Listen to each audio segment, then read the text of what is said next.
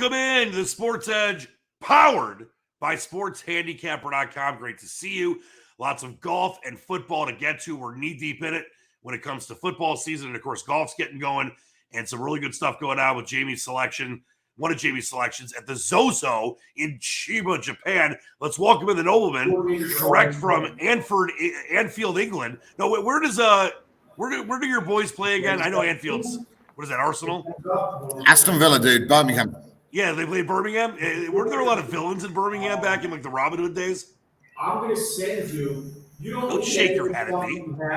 By the way, what's going on with the bucket hat? Are you cheering on Joel Damon today? Yeah, I was actually wearing bucket hats like back in England 25 years ago. Okay, fine. You were ahead of the trend. You know, all your Joel Damon bucket hat and your Brad Pitt in Bullet Train. I was fucking rocking it 25 years ago.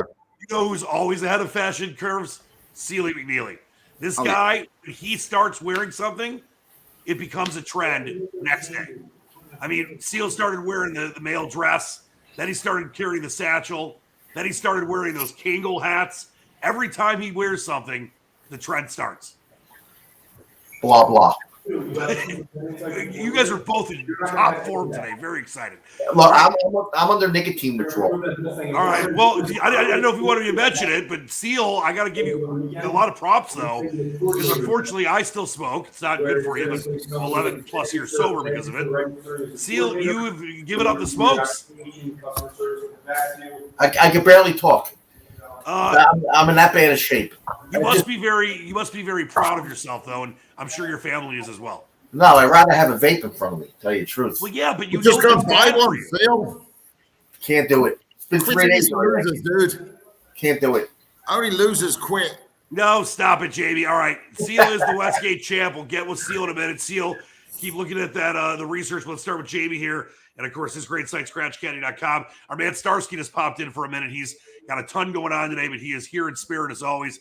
And just before we get into the golf stuff, Jamie, just to mention again, Seal right near the top of the Westgate. He is the champ for a reason.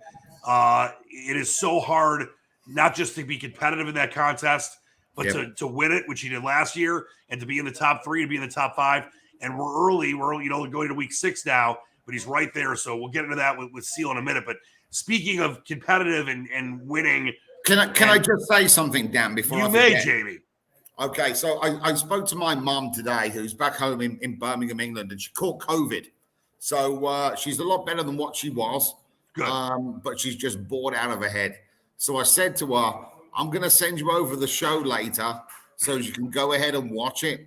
So just wishing my mom that I hope she gets better soon. She's looking a lot better anyway, but hopefully she tests negative soon. And she'll be on the plane over to Costa Rica soon as well. Now, a couple things. What's your mom's name? I'm going to guess her name. Beatrice? What? What's her name? Leslie. Leslie. All right, so she's got a man's name. I love it. No, Leslie, you have an amazing son. We wish you nothing but a speedy recovery. She's going to get that negative test, and I hope she understands how proud even though you're a clown, she should be incredibly proud of you, and we want her to get well fast. Oh, yeah, she was incredibly proud 22 years ago when I decided to go and live in a third world country. Hey, when I was down in Costa Rica, my parents were thrilled. And then I started doing too many drugs. And then the great Starsky really helped, get me out of there and get me my life in order. And now look at me, almost 12 years sober. But you are down there not causing problems, doing great things. And speaking of great things, let's talk about, obviously Scratch Caddy is your great website. But, only 2 selections this week in a shorter field at the ZOZO. But guess what? One of them is the favorite right now. And I want to let you kind of go through as I throw up your worksheet. And once again, people, we do this show because we love doing it. We love you to be involved with our network of sites for SportsHandicapper.com, whether it's Seal's site, our main site. We all work for Seal. JB's site, ScratchCaddy.com, mine, SquatchPicks.com, Sideburns is Handicapper 911. But we do this because we bet these plays. And Jamie, you've had a lot of success in golf, and I want people to kind of, if they're maybe watching for the first time, take a look at your process and how you got to. I'll let you reveal it, but you had just 2 selections this weekend that shortened. Was it 78-man field, no cut in Japan, and one of them's the favorite right now as far as the live betting favorite. Yeah, so it's the ZOZO Championship, wasn't it? In the pandemic, I think they played it over in California and Nevada. Right. But the last 2 times it was played here, obviously Tiger Woods won his 82nd tournament here. And then last year, Matsuyama came in and won. So, it's par 70. It's got 3 par 5s, though. There's an extra par 3 in there as well. Tree-lined, bent grass greens. And as I said, Tiger Woods and Hideki Matsuyama were the last couple of winners there. If you look at what they've both done, Matsuyama and Woods, obviously the Masters. They both won the Masters. They both won over at Firestone as well, which was where the one of the WGCs was played up there in Ohio. And they also both won at Memorial. And so going through some of the players there this week, I was trying to kind of look at the guys. You know, you always try and find the perfect trifecta.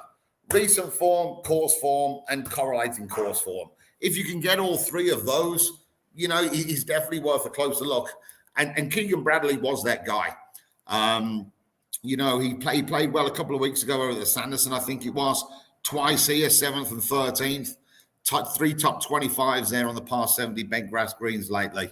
So he's, you know, and it was when there was enough questions about the top of the market, you kind of see the top of the market with Schauffele, with Matsuyama, Morikawa, and with Colin Morikawa. So there was enough things there I could question on all 3 of those guys. Stupidly, I presume. You know, Matsuyama, I on my sheets, I've also got every single winner from the last 250 events played. And with that, I have their recent form, their course form, and all the details about the course. So Matsuyama, I think, he's won 6 or 7 times. Every single time he's won, he's played the week before. You know, he looks as though he needs some competitive golf rather than him just jumping into an event that he can win. He never played last week. So that was one of the reasons why I didn't do Matsuyama. You see his course form there at 1st and 2nd. I mean, you can't argue with that, can you? Right. Especially when you come in 2nd to Tiger Woods. And last year as well was quite strange with the ride when they played the White Ryder Cup there at Whistling Straits and the Americans dominated. That was played in September. You know what? It took an American who played on that team 5 months to win a PGA Tour event. It wasn't until February when Scotty Scheffler won and in Phoenix. So, you know what? You can kind of, you know, see what happens with that, with the Schauffele and the and Morikawa. But yeah, I thought Keegan Bradley, bit of a short price, really, considering he hasn't won since, was it 4 or 5 years or so? Right. But yeah, Keegan Bradley was the main selection for this week. We had a bit of a speculative effort on Sahith Theegala as well, so we should see what happens with him. Again, I mean, there's no cut in this, so I suppose anything can happen. But yeah, Keegan Bradley, 33-1, 35-1, something around that was the main selection for this week. As I said, it was only 2.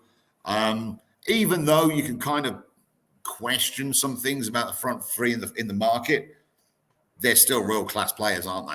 Yeah. And when you've got one of those 3 at the top of the market, you're going to think that one of them's going to kind of come close or top 5 at least. But you know what? At the odds, I thought Bradley looked good on this course. And yeah, I mean, he's 1 shot off the lead right now, 4 under, 5 under in the first 2 rounds. So yeah, I mean, fingers crossed we can kind of get one over the line.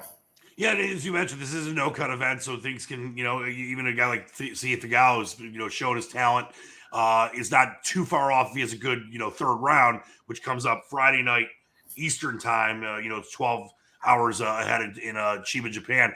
But I wanted to ask you about, you know, when you make selections for a tournament like this that has no cut, and the difference between what you do for a regular tournament with a larger field as opposed to this kind of a tournament with a shorter field and no cut. And obviously, when you have a shorter field, most times you have better overall golfers, but you have obviously a chance for guys to still be around when sometimes they'd be gone in a larger tournament. And you know, if you've got a great golfer, they're never out of it if they can have a good, you know, couple-day run. And I think, what was it, at Schauffele? It was like 11 strokes out and almost came back and won a tournament last year. I'm forgetting, it was late in the season. But what's the strategy you use Or is there a difference when you look at something like this? You know what? I mean, especially when you're kind of betting in running, it kind of depends. I mean, I always remember there was an event, maybe, God knows how long. Brad Snedeker won the Farmers Insurance there. And I think he came out, he went out early and shot -3, and then the wind changed and the rain started coming in, and he was God knows where after 3 rounds, and he ended up winning the event. So, I mean, that's always one thing that you kind of want to look at, check out the forecast. If you do have a guy that's maybe 7, 8, 9, even off the lead, you know what? If he can get out at a decent start when there's decent weather there, but again, with these shorter fields, they're kind of more compact. So usually it's going to be somebody who's going to be around the top of the leaderboard. Because they're all going out in the same conditions. There's not a lot of players. They can do it from tees 1 and 10, and you're going to get guys will go out in the same conditions. That's usually the only thing that I'll look at to see what changes, especially with betting in running. Is there any change there from the guys who are going out early to the guy? But then also as well, if the guy hasn't shown anything that he can put a stretch together, a 62 or a 63 together, then there's a few things that it goes into. It's not just a question of throwing a dart and seeing what happens. But yeah, I mean, to be honest with you, Dan, I'm always so concerned about players trying to make the cut. I'm quite relieved this week. I didn't have a cut sweat last night. You're worried about players making the cut. You had 2 selections. One of them is the live favorite right now, one off the lead. So not too shabby. By the way, the CJ Cup next week, South Carolina. I actually have a friend that's going to be going to check that tournament out. But if you want Jamie's picks, you got to get on scratchcaddy.com. And as I'll throw up this worksheet again, just all the hours you put into this, Jamie, it's always blown me away. I have a lot of respect for it because you take all the guesswork out for people and decide what you think is the best way to go about. I think one of the, other than horse racing, the best sport to bet on. I mean, I love betting on football the most myself because football is my favorite sport. But I think that there's no better value in golf and horse racing betting. And you can make, you bet $50, you can win $5,000 over a 4-day period. Try to do that in the stock market. Try to do that in a football bet. So it's important to know that you can really help people profit a lot of money throughout the season. Thank you. Yeah, no, it's true, and it's there's nothing there on a Sunday when you got a 50-1 shot in contention or in the last group, and what I do on a Sunday, Dan. I just turn it off. Yeah, you just don't watch. I'm the one texting you. Yeah, no, I can't. If not, the TV will go through. The TV controls being thrown across at the dog, and all kinds of shenanigans going on. All right, well, great stuff by you. Please check out scratchcaddy.com. Jamie, we'll get back with you in just a minute. Let's get with Seal McNeely, the champ of the Westgate, and our fabled leader that has decided for health reasons to stay alive for 100 years at least, to give up the smokes. I'm very proud of you. I know it's not easy. Yeah, it's very difficult. So it's easier to pick games than to quit smoking. It's easier to pick games if you're you, because you are the finest there is. Yeah. And of course, Seal's site, sportshandicapper.com. Seal, let's start. And just as I mentioned earlier with Jamie, we were getting going before the golf stuff. You won the Westgate last year, which is, I never can get enough of these pictures when I throw them up. Just a little $335,000 check and a great trip to Vegas. But when you win the Westgate last year, you're right there. You're a few points off the lead right now. I just think that it's important that people understand it. It's all transparent. We let people know what your picks are. They can find your entry, sportshandicapper.com. It's so tough, but it's got to be. Isn't it fun for you? I know that it's stressful, but I feel like this is something. I mean, you won it last year. I think you're going to win it again at some point. I don't know if you're going to go back to back. I think it's only happened once ever. But regardless, you're a champion of the hardest handicapping contest in the world and the most prestigious. Is it fun for you, or do you stress out too much? Yeah, it's a little too much stress, especially when you have 4 games at 1:00 on Sunday, and right. They're all, as you know, they all come down to the end. The last, drive of the game, the last 3 minutes. They're like NBA games, basically. Yeah, these days of the NFL, man, everything.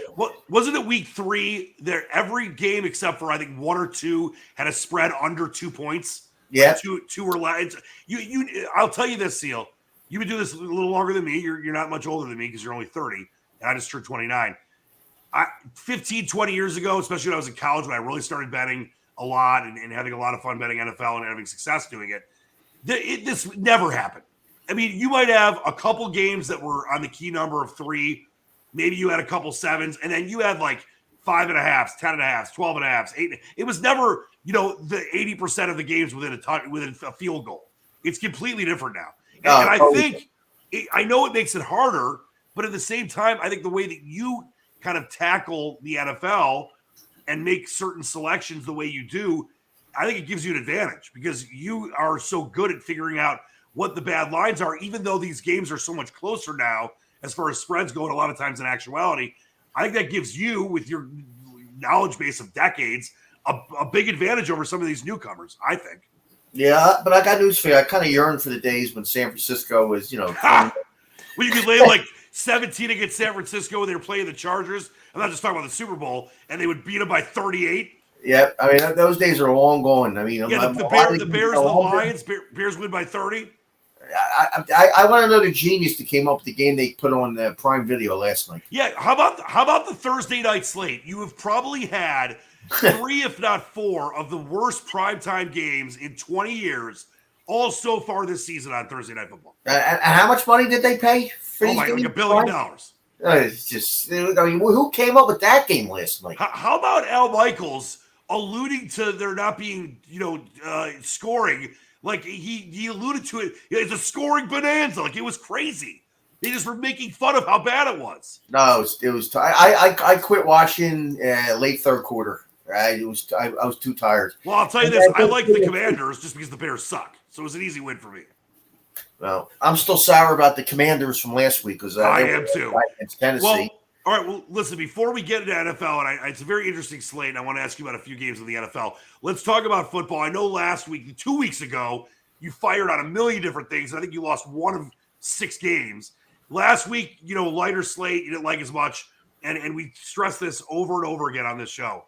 Just because there's a ton of games to bet doesn't mean you should bet them. And you're making selections at sportshandicapper.com that are based on information and research that you do. You're reading nonstop. You're up at 4:30 in the morning. You're letting me text you when I'm still up, not going to bed until 7, and you're just waking up to do research. You don't just bet to bet. But where are we at with the slate this week? I know you fired on something with North Texas earlier in the week. Where are we at? And there's a couple games I want to talk to you about as well. 2 of the bigger games on the slate. Yeah, the only game I took a lead on so far, I have a couple games I'm looking at, but the only game I bet so far, and I bet this, I bet it Sunday night, I laid 5 on 198, the Mean Green of North Texas. Yes, Mean Green. The Mean Green, I think they won 7 conference games in a row, dating back to last year, which is very impressive. And La Tech's not that good this year. Nah, they're really not. I mean, North Texas coming off a bye. Physically, they're probably in as good a shape as they've been. And a little twirl in North Texas -5. All right, and obviously it's up. I would lay up to 6.5 though. I would lay 6.5. All right, and obviously, I mean, there's no value compared to the spread on the money line, but there might be people that are going to want to parlay that in the money line parlay, which isn't always the smartest thing to do, but just to give people another option if they don't want to try to cheat the number. But you mentioned 6.5 is fine with you, which sometimes you would say is not. All right, what are some of the other games you were kind of putzing around with? I don't know. If I might put a gun to my head, I might take 8.5 if I see it on 194 Middle Tennessee State. It's Western big rivalry game there, big rivalry game. But I Middle Tennessee State should be able to score maybe enough to stay with the Hilltoppers. Both coming off 2 losses in a row. Middle Tennessee seems to me to be like this kind of an all or nothing team. Like they either play really well or they get their asses kicked. I mean, James Madison kicked their doors in, and they kicked only Florida's doors in. So I like that they're at home. I like that they're at home in a rivalry game with getting a. Yeah, that's the 100 Miles of Hate game. All right, what else are you looking at? That's what it's called. What is it called? The 100 Miles of Hate. Oh, Hyundai. That's a perfect game for you. 100 Miles of Hate. Yeah, I mean, I love it. I mean, I love the name. So. And what else? I know there's one more game you were thinking about. No, in the pros, I made a decent sized bet on the Bills. I don't know how much value is in the Bills in this matchup. Favorite at the Chiefs. But I know the Bills have had this game circled for a long time, and You know I what think circles the wagons like the Buffalo Bills. I think Buffalo's almost 6 points better than them, 7 points. If you look at the numbers this year, but Mahomes is never a dog at home, so we'll see. Yeah, the Bills right now. What did you take the I laid like 30 cents on the money line. So it's up to 140. Would you still take it at minus 145? Nah, not really. This game's going to close right where it is. If anything, it might drop. I like that. I like this spot though for Buffalo because the Chiefs we know are playing some pretty good football. They've had their moments at times where they have not looked great, but this is the kind of spot where a team like Buffalo that I clearly think, and I'm pretty sure you agree, is the best team in the NFL. I mean, they're the odds-on favorite to win it, which we know is tough regardless, but there's a reason they're the favorite right now. For them to be able to go into Kansas City on this big CBS afternoon national game, I mean, they had Sylvester Stallone doing promos for it. It was the best playoff game ever. Now we got it on CBS.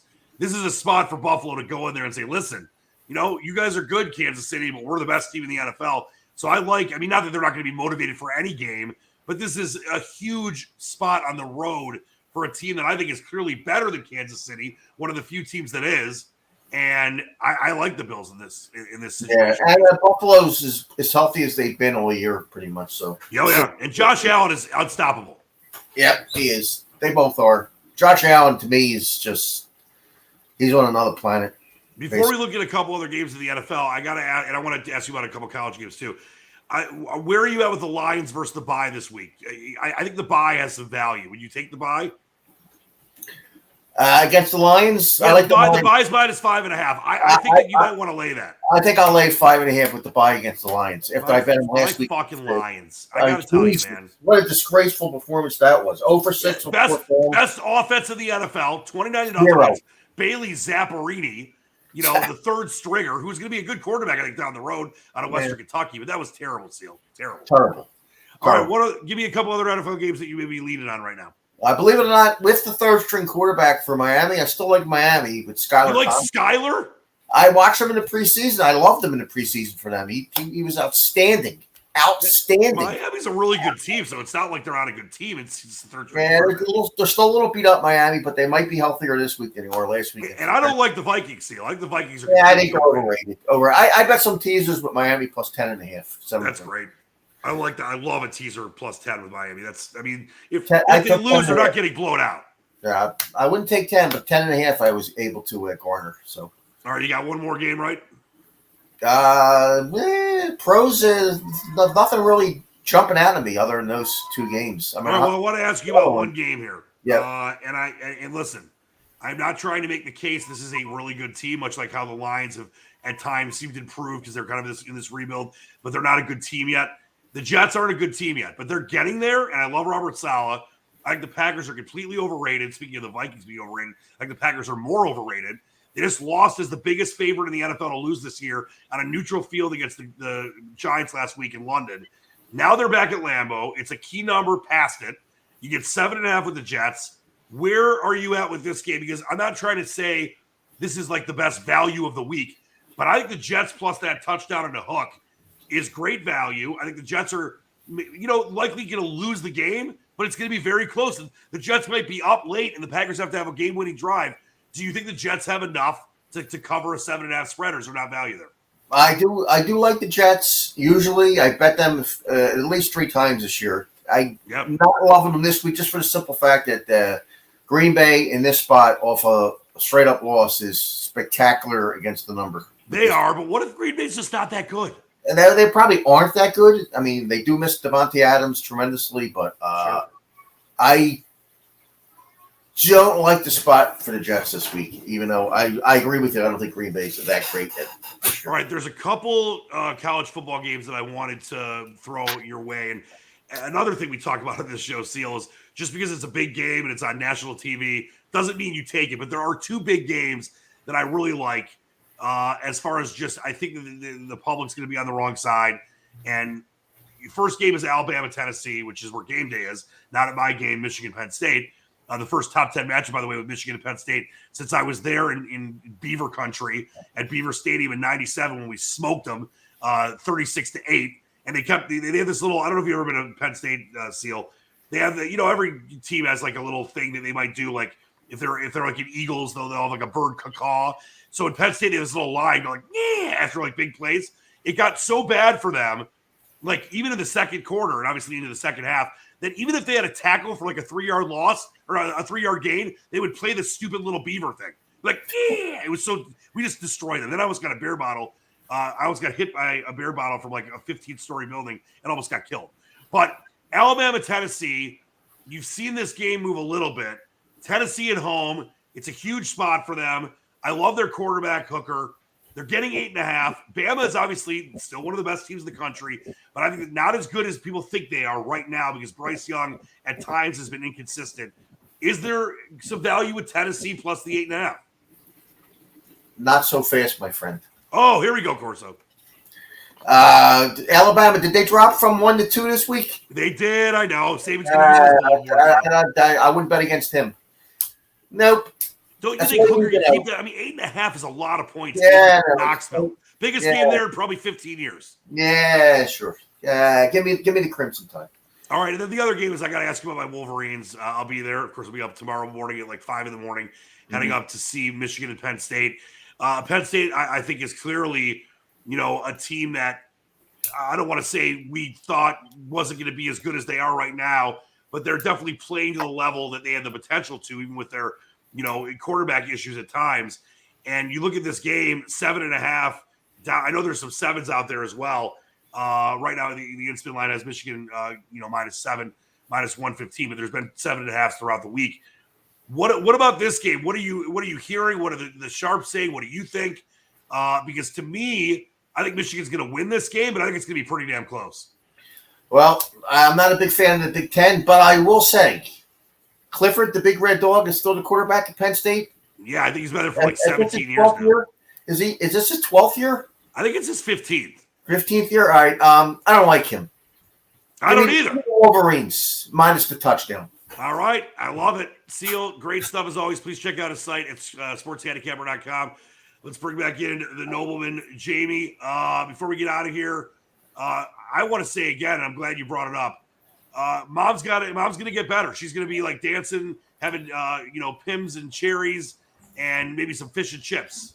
Yeah, I think she's locked herself in the house with a bottle of gin. So, I think the next door neighbors are just throwing bottles of tonic over the fence, and they're just kind of keeping it going. All right, let's get to some party shots here. Seal, we'll start with you. Ooh, I haven't thought about this. Party shots. By the way, really quick, Jamie, you wanted to mention, Bama went from 1 to 3. I forgot. It was 1 to 3 in the AP poll. Do you know what? I think this is the first time in about 8-9 years of knowing Seal that I'm able to correct him. Ha! First time ever. Don't let give me this moment. It's his moment. Give it to him. The SEC, the Big Ten, to me is boring betting football. Boring. All right, give me your parting shot, sir. Parting shot. Let's think about this. Seal, everybody was worried about Matt Rule being the first one to go in the NFL. Say it again. Everybody was right about Matt Rule being the first. Oh yeah. Coach canned in the NFL. That was a bad kept secret. Yep. The Panthers are a disaster. Their owner is really learning on the fly. He's made a ton of mistakes. They had to cancel that $800 million facility they were going to build. Bad stuff. Jamie, what do you got? Yeah, no, I've got 2 things actually for you. If you want to feel old, Pulp Fiction came out 28 years ago today. Oh, God. 28 years ago today, Pulp Fiction hit the cinemas. Crazy. My second thing is, to all of these people that I saw the video this morning of the 2 girls who went to try and destroy the Van Gogh sunflower thingy, and then they super glued their hands to the wall. And these people who want to go to football games or whatever and handcuff themselves to the posts or to the tennis match and handcuff themselves to that, what everybody should do, leave them there. Do not touch them. I love it. Hey, listen, the museum's closing. We'll be back tomorrow morning. I'll see you then, baby. Bye-bye. Their hands off with their fucking idiots. Leave them there. How about that lady in the Minnesota Timberwolves game that stuck her hand? You know what? They should just leave them handcuffed to the post. And you know what? They should just play around them. And if they get hit, they get hit. You know what would be the best? if someone like glued themselves to the middle of an NBA floor and they're like, you know what, we're just gonna play. They just kind of played around them in the I'm middle. just going to tread all over you, and some of the balls, some of the ball sweat's going to drop on the head. Good. What about the freak that ran on the field in the Rams game and it got leveled? It got leveled and suing the football player that tackled him. Well, my friend that's a judge said that he thinks it's clearly assault. The guy's gonna get. Who was it? I'm forgetting who was the player. He's a great player. It was Wagner. Fred Warner. Fred. Yeah, was it? Or was it Bobby Wagner? Bobby Wagner. He fucking leveled him. It was Well, I got news for the NFL should pay his fine. I think the NFL should pay his fine, and the NFL should get that guy banned for life from games. He was in a pink cloud of nonsense. All right, for me, I just want to say, Jamie, you might appreciate this because he's a fellow Brit. Robbie Coltrane, he played Hagrid in Harry Potter, just passed away, dude. Early 70s. He was. I tell you what, I remember him back in like the early 90s, back in England, watching it as a kid, and he was great. And then of course everybody kind of remembers him from Harry Potter. Right. I always loved that scene in the oceans where he was in the Dutch weed shop. And with George Clooney. And that's great. I love that scene, but sad. And rest in peace, Robbie Coltrane. He was a great, great actor, and he'll be missed, but his legacy will live on forever. All right, great job by the guys today. We will see you next week. Until then, by the way, never heard of him. Never heard of him. You've seen Harry Potter, so is Livers and Onions. No, I actually have never seen. All right, ask Livers and Onions, your great daughter, about Hagrid, and she'll show you all about it. I want to bet she hasn't watched Harry Potter either. I think she'll know. I think she'll have seen one Harry Potter movie. I'm pretty sure. Even though she's 19, she'll probably. It was the first Harry Potter movie. I think was out before she was born. But she'll know. She'll know who Hagrid is. Wasn't he one of the bad guys in a James Bond film as well? I believe. You know what? I think you're right. I think he was. I'm trying to remember which one it was. I think you're right. In James Bond, yeah. But that's going to do it for us today. We love you. Until next time, this has been the Sports Edge, powered by SportsHandicapper.com. For Sealy McNeely, for Jamie, let's go Keegan Bradley and all Seals picks over the weekend. I'm Dan Leach, the Squatch. Keep reaching for the stars. Believe in the dream. See you next time. Peace. Bye-bye.